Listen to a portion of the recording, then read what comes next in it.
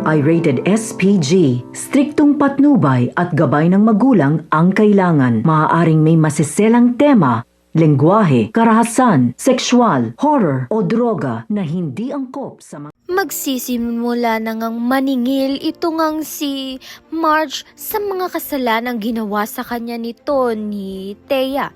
Kaya naman nga't lakas ng loob nga nito ni Marge na sampahan nga ng kaso. Ito ngang si Thea nang malaman nga niya na si Thea nga ang nagtulak sa kanyang kapatid na si Jobert.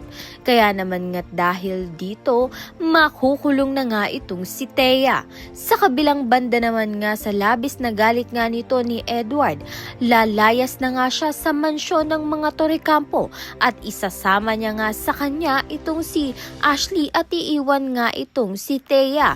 Subalit ito ngang si Thea ay nag-burst out na nga at sinabi niya na nga ang katotohanan kay Edward na hindi nga siya ang tunay na ama ni Ashley kung hindi ito ngang si Paulo na kapatid nga niya.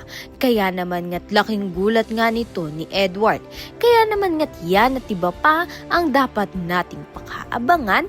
Maraming salamat sa iyong panonood.